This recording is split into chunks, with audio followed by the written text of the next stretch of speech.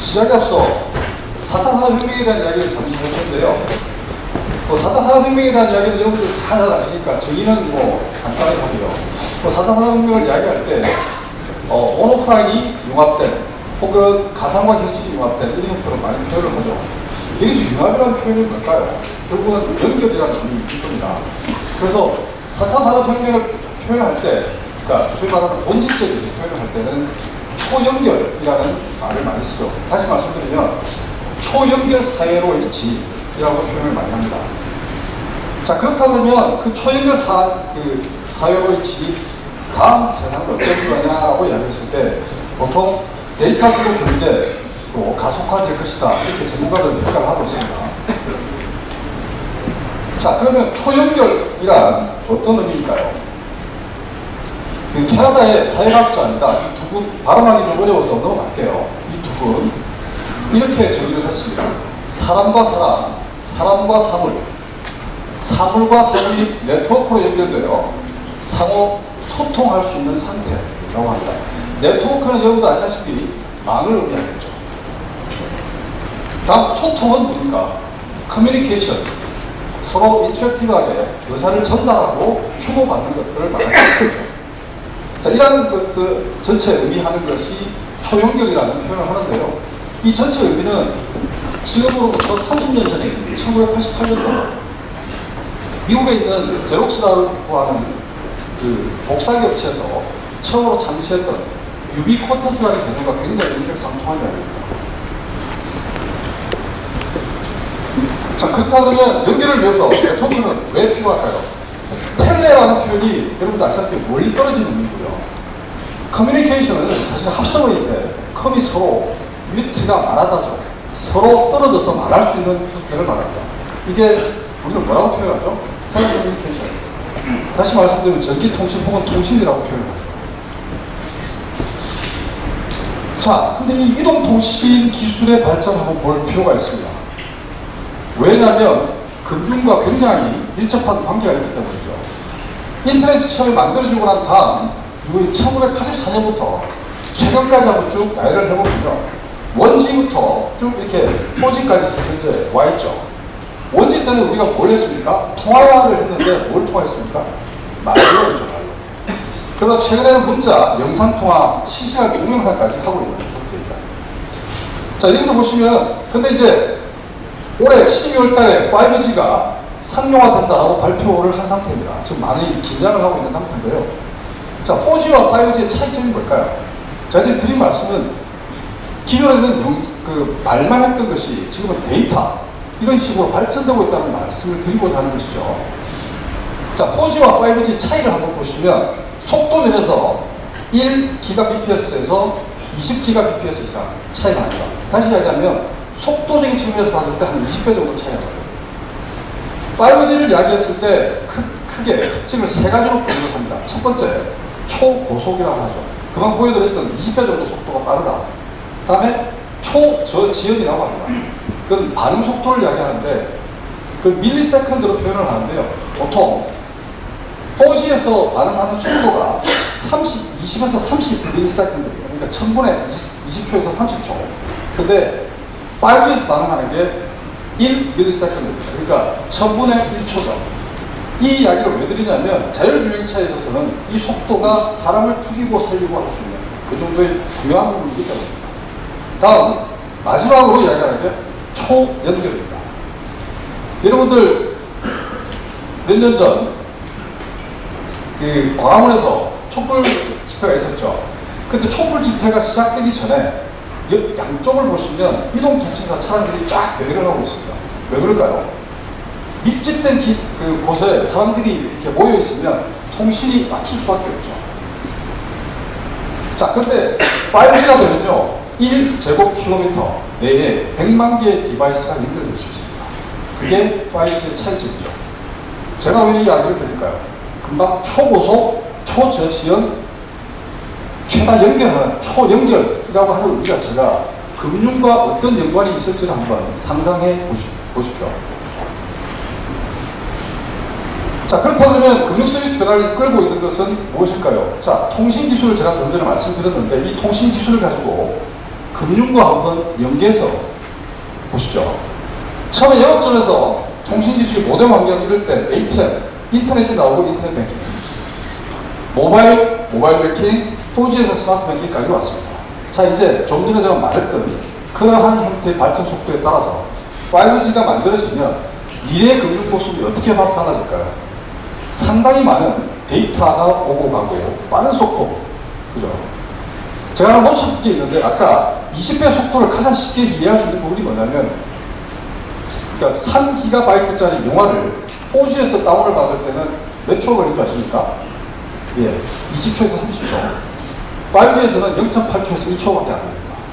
그만큼 빠르죠. 다시 말씀드리면 앞으로의 세상은 데이터의 상당한 양들이 우리가 생각하지 못한, 그전에 생각하지 못한 정도의 양들이 이제는 넘어가고 왔다 갔다 인터랙티브하게 움직일 것이다라는 것이죠.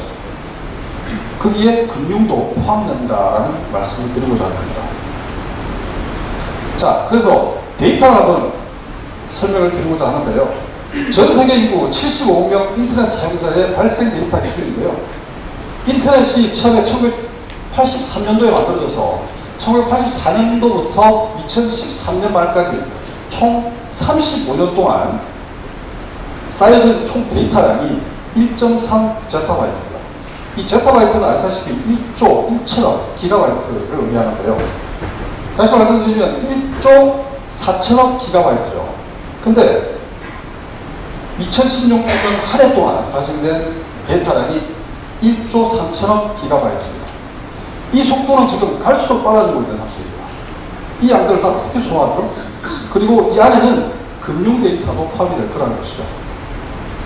최근에 지금 나와 있는 연구 결과들을 많이 보면 이 데이터량이 많아지고 또한 그걸 어떻게 보면 연산 속도를 높이기 위해서 큐빅 들어보셨죠? 양자 컴퓨팅.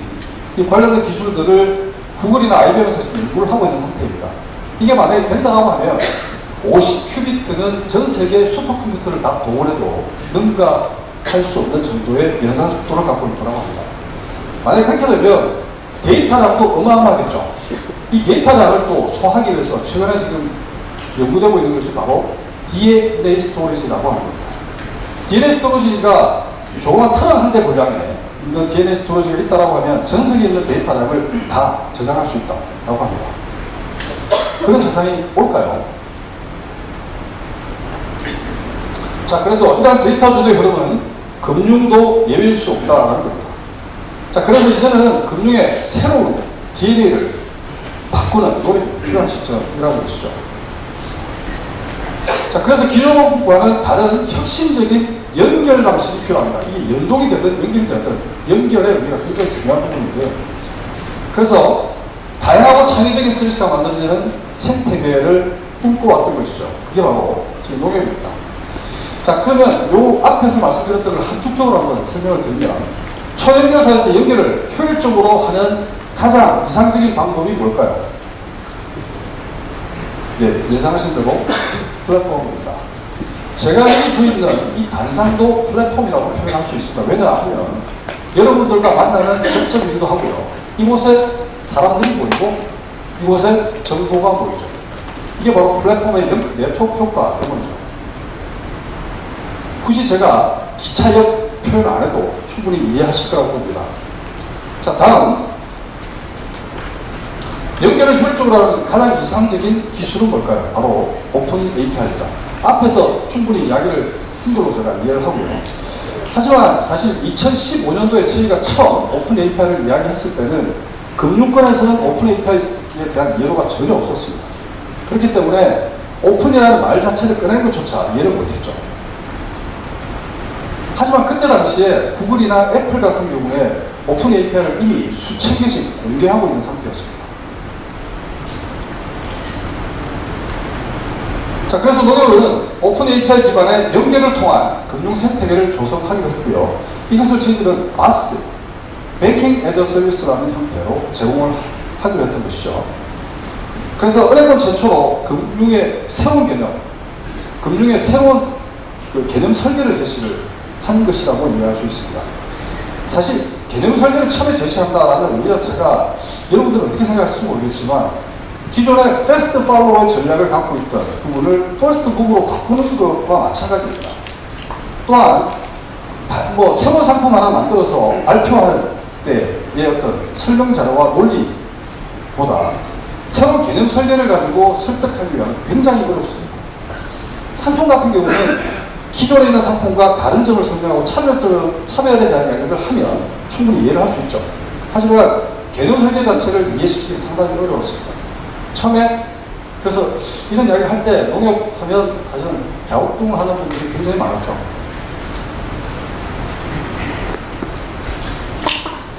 그래서 이 대목에서 예전에 제가 이제 발표를 하게 되면 앉아 계신 분들이 갸우뚱이 아니라 속으로 저는 속으로 그런 말도 하실 거라고 보고요. 놀고 있네, 뭐 이렇게. 그래, 한번 해봐. 애쓴다. 그랬었습니다. 근데 최근에 분위기가 좀 달라지고 있는 상태고요. 참고로 한번 말씀드리면 며칠 전에 해외에 있는 국영은행이 그 한국을 방문하기로 되어 있었는데요. 방송국을 통해서 방문을 하기로 예정이 되어 있었습니다. 근데 방송국에서 일정 자체를 주요 은행들을 이렇게 일정을 다 잡았고요. 거기에 농협은행이 빠져 있었어요. 근데 거기서 오픈 API 때문에 농협은행을 방문케 해달라고 요청을 했다고 합니다. 오히려 방송국에서 연락이 왔어요. 제가 놀랍죠. 이 대목에서 박수 한번 주시죠. 자, 본론으로 한번 들어가겠습니다. 핀테크 1.0 전략입니다. 저희들이 말씀드렸던 핀테크 1.0 전략은 열린 생태계를 만드는 거라고 이해하시면 될 것 같고요. 한번 연결형 금융 생태계입니다. 앞에 말씀드렸던 바센테 개념이라고 이해하시면 되겠고요. 자, 그래서 2015년도에 저희가 출범을 시작하면서 2015년, 16년도 이때는 저기 소위 말하는 금융 플랫폼 기반을 만드는 노력을 했습니다. 기반, 인프라스트럭처를 만든다는 그런 생각으로 시작을 했고요. 근데 이때 사실은 이런 부분이 있었습니다. 여기 보시면 워터폴 모델 전산 방식이라는 표현을 했는데요. 이때만 해도 사실 여러분들 잘 아시는 일반적인 금융기관의 전산 개발 방식이죠. 워터폴이 어떻게 됩니까? 요건 정의하고 설계하고 구현하고 테스트하고 실행에 옮기는 이 단계가 수개월이 걸립니다. 자, 이런 부분에 당연한 듯이 저희들도 했죠. 자, 그러면서 저희들은 2017년도를 맞이하게 됩니다. 이때 저희들은 오픈 플랫폼을 소위 말해서 진화시키는 단계 작업을 하고 있었죠. 다시 말씀드리면 오픈 API를 이용하는 기업이 우리한테 오히려 역으로 이런 게 필요합니다라고 역제안을 하는 경우도 있었고요. 오히려 우리가 이런 게 어떻습니까? 라고 제안을 한 경우도 있었습니다. 다시 말씀드리면 맞춤형 형태로 발전하기 시작했다. 이게 어떻게 보면 앞에서 말씀드렸던 워터폴 방식이 아닌 애자일 방식으로 저희들이 개발할 수 있었던 상당히 큰 동기부여가 됐던 부분도 있습니다. 사실 이거는 조직적인 측면의 애자일 방식이라는 의미보다는요, 시스템 아키텍처 형태 개념이라고 이해하시면 될 것 같아요. 이 부분은 뒤에 그림을 통해서 설명을 드리도록 하겠습니다. 자, 여러분은 혹시 농협의 디지털 전략을 보신 적이 있거나 들어보신 적이 있습니까? 아시오라고 하는데요. 이는 여러분 금융기관에서 오신 분들은 아시겠지만 내부에 있는 저희 농협 같은 경우도 다양한 플랫폼들이 존재하고요. 그 다음에 은행 안에 다양한 상품과 서비스들이 있고요. 그다음에 계열사도 있습니다. 이런 것들을 연결하는 것 자체가 쉽지 않죠. 어떻습니까? 쉽나요? 저희만 어려운가요? 왜 그렇죠? 사이로, 그죠? 사이로 바로 그것 때문입니다. 근데 이건 뭐 제 개인적인 생각입니다만 이 사이로를 극복할 수 있는 길은 시스템적인 게 굉장히 필요하다고 봐요. 자, 그래서 저희들은 이 안쪽에 있는 저희 내부에 있는 계열사를 포함한 다양한 형태의 서비스와 상품들을 연결하고 외부에 있는 플랫폼과 서비스들을 또한 연결해 나가자라는 의미로 인과 아웃을 설정했습니다. 그래서 농협의 전략은 RCO, All Connected In and Out입니다. 서로 다른 것을 연결해서 새로운 가치를 창출하다입니다. 핵심은 연결입니다. 자, 두 번째인데요. 오픈 플랫폼에 대한 개요입니다. 오픈 플랫폼에 대한 개념 정의를 하기에는 거창하게 이야기하기보다는 간단하게 농협 API를 활용해서 핀테크 서비스를 쉽게 만들 수 있도록 지원하는 기반 환경이라고 이해하시면 될 것 같고요. API는 또 아실 거고요. 한마디로 프로그램 덩어리라고 이해하시면 될 것 같습니다. 시스템과 시스템을 연결하는 거죠. 자, 추진 경과인데요. 2015년도 4월 달에 저희들이 오픈 플랫폼을 선언하고 그 이후에 금융위원회에서 저희 오픈 플랫폼을 벤치마킹해서 공동 오픈 플랫폼과 자본시장 쪽 관련된 오픈 플랫폼을 시작하기로 선언을 같이 했죠. 그래서 저희들은 15년도 12월 달에 오픈 플랫폼을 시범 서비스를 출시하게 됩니다. 그리고 은행 공동 쪽 관련된 거는 2016년 8월 달에 오픈이 되게 되죠. 이때만 해도 2016년 8월 달에 은행 공동 오픈 플랫폼의 API 수가 5개였습니다. 지금은 6개, 곧 7개가 되죠. 자, 오픈 API에 대한 정의를 좀 하고자 합니다. 사실은 오픈 API를 위키디피아에 보시면 이렇게 정의되어 있지 않고요. 다르게 되어 있는 부분들이 좀 있는데, 저희가 오픈 API를 경험하면서 한번 분류까지 한번 해봤습니다. 일단, 데이터가 오는 가교 역할의 의미가 크다라는 것고요. 그 다음에 오픈 API 종류를 말씀드리면, 크게 내부, 그리고 바깥으로, 외부, 두 가지로 분류할 수 있는데요. 내부에는 인터널 API, 기업 내부에서 다양한 서비스들과 연결할 수 있는 형태의 API를 의미합니다. 두 번째는 외부인데요. 크게 퍼블릭 API와 프라이빗 API로 분류할 수 있습니다. 퍼블릭 API는 한마디로 경기도, 서울시에서 공개하고 있는 교통정보 이런 것들이 바로 퍼블릭 API에 해당되는 것이죠. 충분히 이해하실 것 같고요. 자, 지금 설명드리는 바로 프라이빗 API가 오늘 저희들이 말씀드렸던 오픈 플랫폼 API죠. 사전 제휴를 맺은 파트너들을 대상으로 제공하는 B2B형 API. 다시 말씀드리면 어느 누구든지 저희 농협의 API를 끌어다가 쓸 수 있지는 않죠. 기본적인 자격 요건이 필요합니다. 왜냐하면 금융 서비스를 구현하기 때문이죠. 자, 그래서 저희들은 오픈 프라이빗 API를 이용하고 서비스를 하면서 앞에서 말씀드렸던 맞춤이라고 하는 부분에 대한 표현들이 계속 저희들한테 발전되어 나가고 있다는 겁니다. 그러니까 그쪽에서 원하는 것, 저희들이 또 생각한 것들이 계속 이렇게 진화되어 나가는 그런 형태의 API를 만들어주고 있다는 거죠. 지금도 계속 진화 중입니다. 이건 캡 제민이라고 하는 글로벌 컨설팅 그룹에서 만든 그 자료인데요. 위에 있는 동인들을 다 차지하고 오픈 API를 통하면 어떤 현상이 벌어지느냐라는 설명을 했는데요. 여기 보시면 코스트를 절감시키고 UI도 개선하고 에코시스템도 사용시키고 새로운 기술도 빨리 습득시키고 다 좋은데 여기서 주목하실 게 바로 왼쪽에 있는 디스트리뷰션입니다. API를 통해서 금융, 좀 전에 제가 말씀드렸던 바스 형태 금융 서비스를 유통할 수 있다라는 겁니다. 유통이 뭔지 아시죠? 유통을 왜 합니까? 나중에도 설명드리겠지만 유통을 하게 되면 결국은 생태계가 만들어져요. 유통이 되는 거예요. 그죠? 자, 오픈 플랫폼 개요인데요. 현재 처음 출시할 때 저희들이 60몇 개 정도밖에 안 됐던 오픈 API가 현재 125개 종류가 있고요. 자, 이 그림을 좀 주목해 주시기 바랍니다. 저희 홈페이지 가면 있긴 합니다. 근데 이 그림은 저희 오픈 플랫폼을 설명한 아키텍처인데요. 맨 밑단에 있는 레가시 단에 있는 서비스들을 다 올려서 태스크 단에 정렬을 하게 됩니다. 이게 바로 저희들은 컴포넌트 단인데요.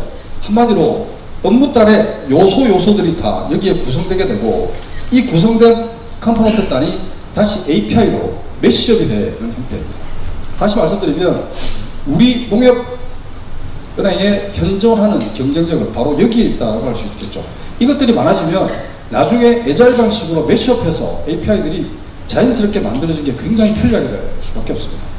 어떤 경우는 3개, 어떤 경우는 5개, 6개, 7개가 한꺼번에 매시업돼서 하나의 API로 표현하게 될 수도 있죠. 패키지 형태로 또 제공할 수 있고요. 자, 오픈 플랫폼의 특징입니다. 강화된 보안, 뭐 어떻게 원타입 OS 2.0 방식을 가지고 저희들이 이제 개발을 했고요. 필 어카운트라고 하는 일종의 또 버추얼 어카운트와 비슷한데요. 실 계좌와 매핑하는 형태로 했고요. 중요한 건 4번과 5번입니다. 그러니까 어떻게 보면 저희 농협이 오픈 플랫폼을 하고 난 다음에, 출발하고 난 다음에 가장 많은 시행착오를 겪었던 부분이 바로 이 부분입니다. 여기 계신 그 금융권에서 오신 분들도 향후에 오픈 플랫폼을 하게 되면 가장 먼저 골칫거리를 앓게 되는 부분이 바로 이것이라고 생각이 됩니다. 첫 번째가 바로 보안 가이드. 각 은행별로 나름대로의 컴플라이언스 관련된 부분과 정보보호 관련된 부분에 대한 정책들이 다 있죠. 이 프로세스를 정의하지 않으면 절대 서비스가 밖으로 나갈 수도 없습니다. 그죠? 자, 그래서 저희들은 금융보안원과 함께 한 3개월 정도 TF를 짜서 이 관련된 보안 가이드라인을 수립을 했습니다. 관리적 보호조치 8개, 기술적 보호조치 22개, 그리고 물리적 보호조치 3개에서 총 33개 항목인데요. 이 내용은 사실 기사에서 갖고 있는 ISMS에 있는 전체 부분 중에 일부분을 저희들이 실질적으로 스타디를 하면서 간추렸다라고 이해하시면 될 것 같습니다. 자, 그런데 이걸 만들어서 핀테크 기업들이 쉽게 따라올 줄 저희들은 착각을 하게 됩니다. 그냥 매뉴얼 있으면 따라오면 되지 라고 했는데 그게 아니더라고요. 핀테크 기업들은 정말 영세하기 때문에 사실 저희들이 생각하는 것보다는 훨씬 더 쫓아오기가 힘듭니다. 특히나 기술적인 보호조치와 물리적인 보호조치 일부분은 굉장한 투자가 따르게 되죠. 자, 요거는 저희들이 갖고 있는 현재 특허 현황입니다. API 관련된. 현재도 출원이 진행되고 있는 것들이 있고요. 이미 이건 등록되어 있는 현황입니다. 자, 또 하나의 문제, 바로 클라우드입니다. 제가 좀 전에 말씀드렸던 그러한 물리적인 혹은 기술적인 부분에 대한 투자, 이런 것들 때문에 애로사항들이 굉장히 많았다라는 거죠. 그래서 그들이 원했던 게 뭐냐면 바로 뭔가 이런 것들을 만족시킬 수 있는 어떤 조언을 좀 만들어서 제공할 수 있는 게 없을까? 그게 바로 클라우드가 탄생됐던 배경입니다. 사실 저희가 금융 클라우드를 최초로 만들고자 하는 생각으로 했던 건 아니고요. API를 하다 보니 금융 클라우드라는 어떤 분야를 접하게 됐고 자연스럽게 최초로 시작을 하게 됐죠. 이 최초라는 게 참 의미가 있는 게 이걸 통해서 이들은 또 다른 경험을 하고 그에 대한 참여에 대한 경쟁력을 또 갖게 됩니다. 뭐냐면 여기 보시면 처음에는 저희들이 이아스 형태로 인프라스트럭처로 제공하는 거죠. 이아스를 뭘 제공하나요? 서버, 네트워크, 그 다음에 뭐죠?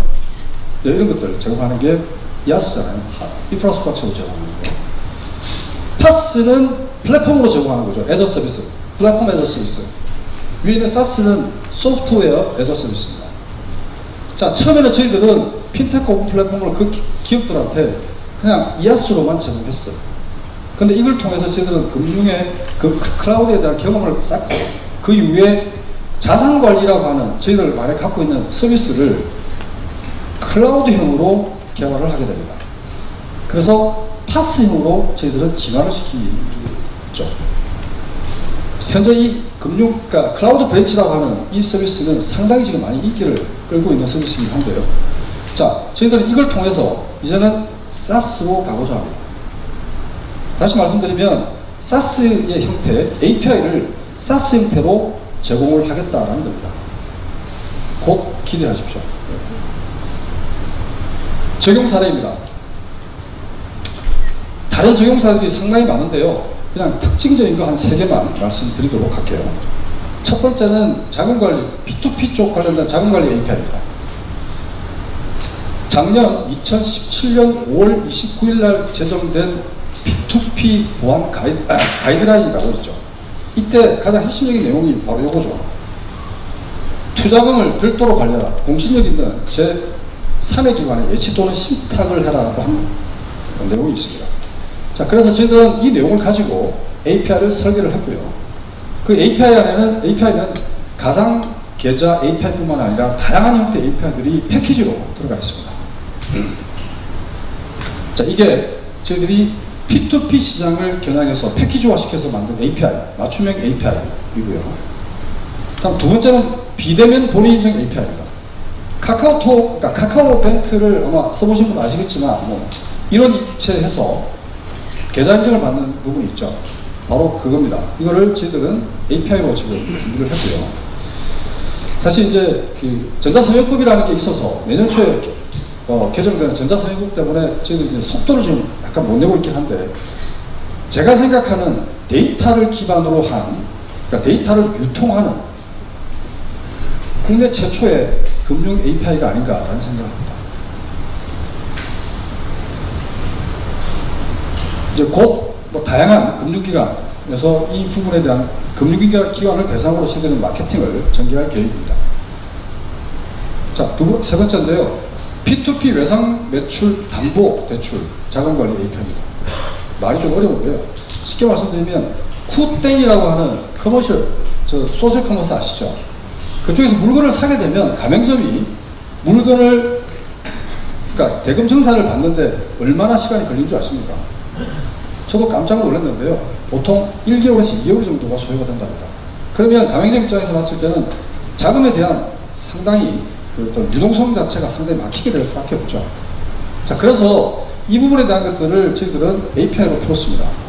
P2P 쪽에서 이 부분에 대한 자금들을 넣고요. 저희들은 이 부분에 대한 것들을 예치하는 형태로 새로운 형태의 API를 설계를 했고요. 또 관련된 패키지로 제공을 하는 걸로 해서 지금 이미 준비가 됐고 곧 출시가 됩니다. 네. 오픈 API 이용 현황입니다. 2017년도에요. 저희가 160만 건, 거래 금액이 6,200억 정도 했는데 올 상반기 정도에 200만 건이 넘었고요. 그 다음에 거래 금액도 1조가 넘었습니다. 이게 상반기에. 자, 요거는 모 시중은행의 디지털 플랫폼에 대한 아키텍처 그림인데요. 제가 이걸 뭐 그냥 땡땡이라고 하는 거는 찾아보시면 나오기 때문에 땡땡이라고 한 건데요. 이 그림은 저희 농협은행도 2015년도에 이미 이 비슷한 형태의 그림을 그렸습니다. 왜냐하면 API를 시작하면 전반적인 아키텍처를 이렇게 설계할 수밖에 없어요. 다른 예로 스페인에 있는 BBVA 뱅크라고 하는 은행도 이 비슷한 형태의 그림을 갖고 있고요. 일본에 있는 후지스 뱅크, 라쿠텐 다 마찬가지입니다. API를 시작하고자 하는 은행들은 다 이런 비슷한 형태의 아키텍처를 그리고 있습니다. 자, 오픈뱅킹 이야기인데요. 이 내용은 사실 그 어떤 책에서 제가 인용한 겁니다. 박영숙 교수가 쓴, 박영숙 씨가 쓴 세계미래 보고서라고 하는 책에 이렇게 정의를 하고 있습니다. 산업 경계가 사라지는 미래 세상의 주요 키워드가 뭐냐라고 했을 때 이렇게 정의를 했더라고요. 첫 번째는 스마트화. 뭐 이건 다 아실 것 같고요. 두 번째가 무료화. 세 번째가 민주화. 무료화. 무료화라는 의미가 뭘까요? 사실 카니발라이제이션과 약간 비슷한 의미이긴 하지만 조금 다른 거고요. 최근에 이야기하면 서울페이에서 이야기하고 있는 제로, 수수료 제로 이런 현상 또한 제로화에 가깝다고 할 수 있겠죠. 근데 우리가 분명히 알아야 될 것은 제로와 제로화는 틀립니다. 그죠? 팩트를 명확하게 이해하셔야 됩니다. 사실 제로화인데 제로인 줄 알고 덤벼드는데 알고 봤더니 0.4 뭐 이렇게 돼 있는 그런 거는 제로화이지 제로는 아니죠. 속지 마시기 바랍니다. 자, 민주화인데요. 사실은 그 피터 디아만디스라고 하는 사람이 쓴 책도 있어요. 볼드라고 혹시 들어보셨습니까? 신간인데 이 볼드 안에도 이러한 형태의 디지털 트랜스포메이션을 7가지로 이렇게 단계별로 이야기해 놓은 게 있습니다. 그 중에 그 또한 똑같이 무료화와 민주화라는 표현을 했거든요. 민주화는 의미가 뭐냐면 결국은 데이터, 오픈 이노베이션 형태로 될 수밖에 없다라는 의미입니다. 오픈 이노베이션. 이 오픈 이노베이션이라는 의미 자체도 사실은 2003년도에 버클리에 있는 그 교수가 개념을 설계를 한 건데요. 사실 뭐 어떻게 보면 이제는 혼자 되는 게 아니라 외부에 있는 능력자, 외부에 있는 소스들을 가지고 기존에 있는 어떤 우리가 갖고 있는 경쟁력을 섞어서 더욱더 경쟁력 있게 혁신시켜 나가야 된다는 개념입니다. 이게 오픈 이노베이션이죠.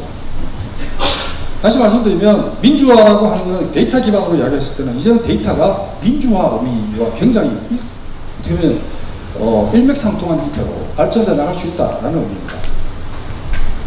자, 그래서 민주화라고 하는 의미는 공유, 상호작용, 인터랙티브.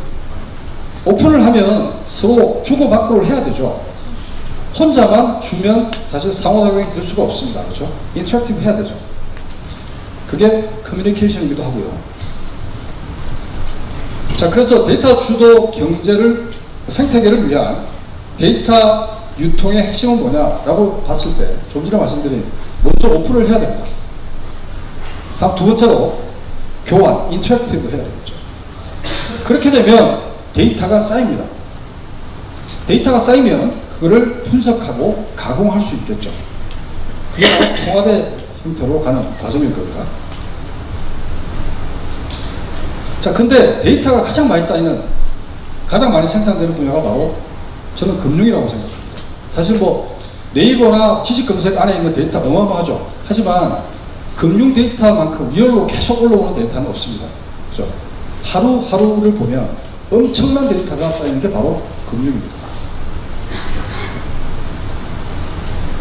금융 트렌드의 방향인데요.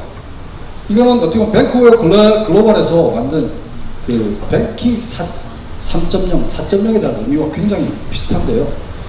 자, 이걸 쉽게 말씀드리면 바로 오픈 뱅킹이라고 표현할 수 있습니다. 오픈 뱅킹. 이 오픈 뱅킹은 앞에서 제가 말씀드렸지만 뱅킹 애저 서비스, 뱅킹을 서비스로 제공하는 형태를 오픈 뱅킹이라고 이해하시면 될 것 같고요. 자, 오픈 뱅킹을 설명할 수 있는 간단한 영상을 한번 보겠습니다.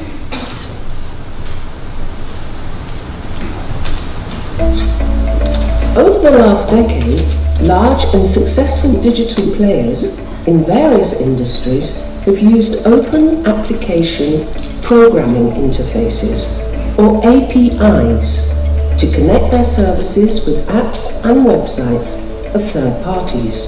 Today, open API technologies have evolved to an extent that allows them to be applied by the financial services industry, where security is key.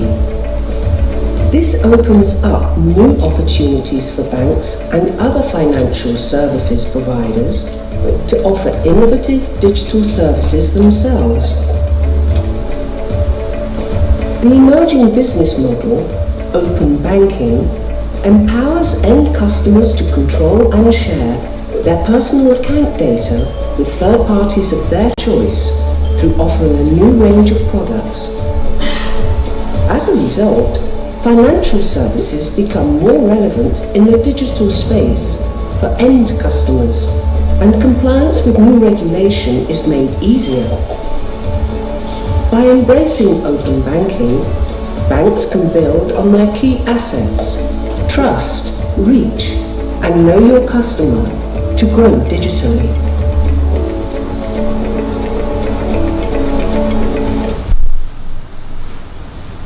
네, 영어로 돼서 죄송합니다. 근데 영어밖에 없어요. 한국어가 없습니다. 아무리 찾아봐도 없습니다. 그렇다고 제가 만들 수는 없고요. 자, 오픈뱅킹을 금방 뭐 영어로 됐지만 그림만 보더라도 충분히 이해하셨을 거라고 생각이 됩니다. 자, 이제 오픈뱅킹 형태로 발전되는 좀 팩트를 한번 짚어보고자 합니다. 위에 보시는 그림은요, 어떻게 보면 전체적인 세계적인 트렌드 혹은 유럽 쪽에, 뭐 미국 쪽에 여론 뭐 이렇게 이해하시면 될 것 같은데, 데이터를 애그리게이션 한다라는 것은 앞에서 어떤 분이 요들리 사례를 들면서 데이터 애그리게이션에 대한 이야기를 했을 겁니다. 근데 실제로 애그리게이션, 데이터를 모으는 게 현존하는 상태에서 API가 많이 지원이 안 되기 때문에 대부분 뭐로 하느냐면 스크래핑으로 하죠. 자, 스크래핑과 API를 같이 곁들여서 요들리가 이렇게 데이터를 애그리게이션을 했습니다. 근데 바로 이런 스크래핑에 대한 이슈를 제기하게 되죠. 그래서 오픈 API 개발에 대한 여론 형성을 만든 게 바로 유럽입니다. 그리고 이것을 지친 아까 법제화는 아니지만 디렉티브라고 하는 PSD2 형태로 발전시킨 게 바로 유럽이죠. 자, 일본 같은 경우는 은행법까지 개정하면서 이미 2020년까지 API를 모든 은행에 공개해라라고 이미 지침이 내려진 상태입니다. 제가 좀 뒤에 이따가 스크래핑에 대한 이야기를 또 할 텐데요. 자, 여기서 혹시 오신 분들 중에서 스크래핑에 관련된 업계에 계신 분들 계신가요? 많이 계실 겁니다. 그죠? 몸이 가벼워서 이렇게 손이 안 들리죠? 자, 그러면 PSD2에 대한 이야기를 좀 할게요. 여러분, PSD1이 뭔가요? PSD2 막 이야기를 하는데 PSD1은 뭐죠? 예, 금융결제원을 통한 은행 공동망을 통해서 은행끼리 정보를 공유하는 형태가 PSD1으로 이해하시면 되고, PSD2는 TTP, 서드파티한테 그 금융정보를 제공해라 라고 하는 게 PSD2입니다. 무엇으로? 오픈 API. 그죠? 이게 PSD2의 핵심 요약입니다. 근데 왜 그렇게 해야 된다라고 할까요? 바로 핀테크 생태계, 데이터 주도의 경제를 만들기 위함이라는 겁니다. 그래서 유럽은 이미 2007년부터 쭉 흐름 자체가 2016년도에 PSD2에 대한 확정을 하고요. 올 1월 13일부터 발효가 됐죠. 하지만 디렉티브라는 의미는 지침이라는 의미죠. 이게 아까 보여드렸던 요들리가 갖고 있는 형태, 서비스 근도입니다. 하지만 말씀드린 대로 현존하는 상태에서는 API가 모든 걸 해결할 수 있는 상황이 아니라 스크래핑과 혼용해서 데이터를 애그리게이션을 하고 있는 상태입니다. 자, 그리고 또 하나가 나타났죠. GDPR. 자, 우리는 혼용을 해서 쓰는데 PSD2와 GDPR을 막 섞어서 이야기를 하는데요. 저는 이렇게 봅니다. PSD2가 지침으로 나오고 난 다음에 이게 좀 전에 말씀드린 대로 데이터 주도 경제로 가자라고 했는데, 그러려면 가장 중요한 게 뭐죠? 가버넌스. 필요하잖아요. 레귤레이션이 필요합니다. 그래서 바로 제가 볼 때는 후속 조치로 놓은 게 바로 GDPR이거든요. 실제로 제가 올해 초에 MWC를 갔었습니다.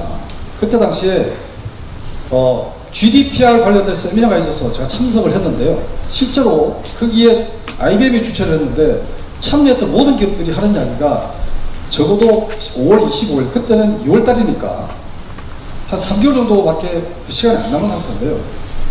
준비되어 있는 기업은 반도 안 된다라고 하셨습니다. 그때 당시만 해도. 지금은 어떤 상태인지 모르겠지만. 어쨌든 아시다시피 GDPR은 강력한 그 지침이 아니라 레귤레이션이죠. 만약 어기게 되면 글로벌 매출의 4% 혹은 2천만 유로를 토해내야 됩니다. 2천만 유로라고 하면 하나로 환전하면 260억 정도 되죠. 근데 또한 우리가 또 지켜봐야 될 게 뭐냐면, 유럽에 있는 앞에 있는 마이데이터 할 때 그 이야기를 해주셨겠지만, 유럽에 있는 지역에 있는 지역 거점에 있는 그 회사나 기업뿐만 아니라 유럽인들을 상대로 서비스를 하는 타 외국에 있는 그러니까 기업들도 해당이 된다는 것이죠. 다시 말씀드리면 우리가 직구라는 걸 하지 않습니까? 그러니까 우리가 예를 들어서 후땡에서 직구 상품을 개설해서 유럽에 있는 독일에 있는 사람이 결제를 했다라고 하면 그 결제 정보가 우리한테 남겠죠. 그럼 결국은 이것 또한 GDPR의 대상이 될 수도 있다는 겁니다.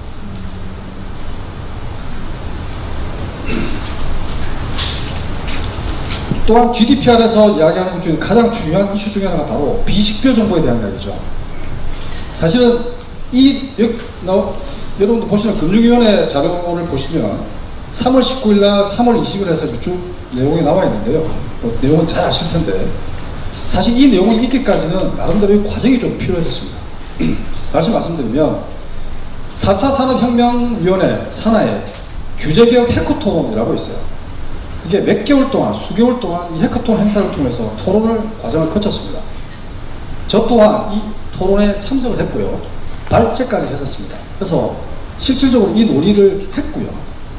스크래핑 이야기도 하고, 특히나 GDPR에 대한 이야기들을 계속 제기를 했고, 이걸 벤치마킹 해야 된다. 왜냐하면 이슈를 선점한다는 걸 떠나서 일단 먼저 어떻게 보면 글로벌 표준 스탠다드 형태로 나와버렸기 때문에 우리 나름대로는 벤치마킹을 하지 않을 수가 없는 상태라는 거죠. 그래서 받아들였던 내용 중에 하나가 바로 비식별 조치에 대한 내용입니다. 익명정보와 가명정보. 익명정보는 개인정보법 보호 대상이 되지 않는다. 그죠? 가명정보는 개인정보보호법 대상이 된다 이렇게 보고 있는 것이었죠. 이제는 약간 달라지긴 했지만. 왜냐하면 가명정보는요, 제가 홍길동이라는 이름을 갖고 있는데 다른 어떤 정보가 섞으면 저를 추적할 수 있다라고 보는 것입니다. 그래서 가명정보는 개인정보보호법 대상이 된다라고 봤던 거죠. 근데 그런 내용 자체가 GDPR을 다 스타디에서 벤치마킹에서 만들어졌던 경우가 있다. 그냥 나온 게 아니고요. 자, 여기 보시는 금융위원회에서 발표했던 이 자료들입니다. 이게 스크래핑 관련된 이야기도 했고요. 그 다음에 오픈 플랫폼에 대한 이야기도 사실은 공동 오픈 플랫폼을 하는 것뿐만 아니라 실질적인 API 생태계를 만들려고 하면 은행 자체 오픈 플랫폼을 만들지 않으면 생태계를 만들 수 없다라고 제가 강조를 했었습니다. 사실 사실이고요.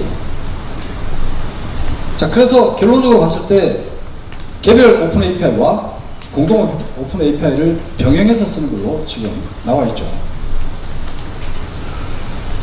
자, 이건 아까 마이데이터 관련된 이야기를 했는데요. 네. 제가 다시 또 뭐 이야기하기는 그렇고요. 자, 여기서 전체 오늘 발표 내용에 핵심적인 페이퍼 하나 정리를 했습니다. 오늘 전체를 이야기하는 요약본이라고 할 수 있겠죠. 데이터를 가지고 데이터 주도 경제를 가기 위해서는 뭐가 필요하냐라고 봤을 때요. 첫 번째 말씀드린 대로 오픈 이노베이션이 필요합니다. 일단 오픈해야죠. 그리고 인터랙티브한 형태를 계속 하다 보면 데이터가 쌓입니다. 그게 빅데이터가 되고 그게 활성화가 돼야지 에코시스템이 만들어지죠. 그렇게 돼서 데이터 주도 경제로 가는 겁니다. 자, 그러려면 두 가지가 필요한데요. 첫 번째, 정책, 데이터 가버넌스가 있어야 되고, 두 번째, 방법론이 있어야 되고, 뭘로 데이터를 주고받을 것인가 하는 겁니다. 자, 정책적인 측면에서 봤을 때는 앞에 이야기했던 PSD2와 GDPR을 이야기할 수 있고요. 우리 한국 사례로는 최근에 이야기했던 마이데이터를 이야기할 수 있습니다. 또한 신정법이나 뭐 개인정보보호법, 정보통신법 이런 것들도 올해 지금 개정을 앞두고 있는 상태이죠. 사실 이제 이게 앞두고 있다는 이야기가 의미가 좀 애매하긴 합니다. 돼야 되는 거니까. 근데 기대를 해보고 있습니다. 자, 방법론. 방법론은 바로 오픈 API라는 것이죠. 근데 왜 자꾸 오픈 API 이야기 하느냐, 짜증난다라고 생각하실 수도 있겠는데요. 자, 스크래핑 진영이라고 하시는 분들 아마 이야기 그렇게 하실 수도 있어요. 얼마 전에 기사가 이게 발표가 나고 금융위원회에서 오픈 API 관련된 정책을 발표하고 난 다음에 스크래핑을 하시는 분들 업체에서 항의를 많이 하셨다고 제가 들었습니다. 저는 뭐 항의를 떠나서 금융인의 한 사람으로서 객관적인 입장 그리고 팩트 그리고 왜곡된 부분에 대한 것들은 좀 시정해서 바로잡을 필요가 있다라는 의미에서 한마디만 좀 말씀을 드리고자 합니다. 뭐냐면 2000년대 초반으로 한번 돌아가 볼까요? 처음에 스크래핑이 만들어졌을 때 이때 은행권에서 논의가 있었습니다. 근데 그때는 데이터라고 하는 부분에 대한 중요성을 전혀 모를 때였어요. 그냥 트랜잭션만 이야기했죠. 스크래핑이 뭡니까? 방식 자체는 뭐 클라이언트 방식 혹은 서버 방식이 있긴 합니다. 그걸 차지하고 이걸 왜곡되게 좀 이야기하고 있는 것 중에 하나가 해킹 이야기인데요. 해킹은 어떤 시스템이든 완벽한 건 없습니다. 그죠? 그게 뭐 API라고 되고 뭐 스크래핑이라고 안 되고 이런 게 아니고요. 다 똑같아요. 어떤 거든 다 해킹에 대한 위험은 항상 노출되어 있습니다. 100%는 없죠. 근데 이제 그때 진행할 때는 그냥 은행들이 오케이 그래 써 라고 했습니다. 근데 지금 어떤 상황이냐면 자 그걸 가지고 자산관리 형태의 서비스를 해요. 그냥 합니까? 수수료를 받죠. 근데 데이터를 원유라고 이야기하지 않습니까? 여러분들? 데이터 원유라고 이야기하죠. 데이터 이퀄 머니, 데이터 원유다, 석유다 이렇게 이야기하죠. 원유를 가져다가 휘발유를 팔고 돈을 입금을 받았는데 원유값을 안 내는 거랑 마찬가지라고 생각할 수 없나요? 제 개인적인 생각인가요? 저는 그렇게 표현을 할 수 있다고 봅니다. 왜냐하면 데이터의 중요성, 특히나 이거는 다른 표현을 떠나서 뭐 해킹 다른 걸 떠나서 데이터의 불균형의 문제입니다. 데이터의 비대칭의 문제이기도 하고요. 은행은 데이터를 가져가는 자산관리 목적으로 들어와서 데이터를 가져가는데도 불구하고 은행은 그 목적을 몰라요. 그죠? 이게 데이터 불균형 아닌가요? 오픈 API를 통하면 명확하게 알 수 있습니다. 무엇 때문에 가져가는지. 다시 말씀드리면 정확하게 어떤 목적으로 가져가는 부분에 대한 것들을 서로 공유하고 명확하게 해서 서비스를 하자라는 게 바로 오픈 API거든요. 그래서 금융위원회가 그렇게 진행을 하고자 하는 것이라고 이해하시면 될 것 같고요. 제가 덧붙여서 말씀드리면 다만 지금 현존하는 상태에서 갑자기 API로 다 전환할 수가 없습니다. 시간이 필요합니다. 과도기가 당연히 필요하죠. 그런 부분에 있어서는 당연히 시간을 들이고 어떤 연착륙에 대한 부분에 대한 것들을 준비를 하셔야 된다고 저는 생각합니다. 네. 이게 바로 마지막 장인데요. 네. 균형과 불균형입니다. 자, 그래서 데이터는 굉장히 중요한 부분입니다. 데이터 주도 경제로 가기 위해서는 특히나 데이터의 중요성을 더욱더 인식을 해야 된다는 것이죠. 자, 그래서 연결된 금융 생태계를 이제 만들어 가야 할 때고요. 그러기 위해서는 가장 먼저 해야 될 게 오픈 플랫폼, 그러니까 플랫폼이 있어야 됩니다. 플랫폼이 있어야지 여러분들이 시행착오를 겪던 다양한 형태의 경험을 하고 그걸 통해서 실질적인 경쟁력을 만들어 갈 수 있습니다. 조금이라도 빨리 하는 게 제가 볼 때 도움이 될 것 같고요. 저희 발표는 여기까지입니다. 고맙습니다.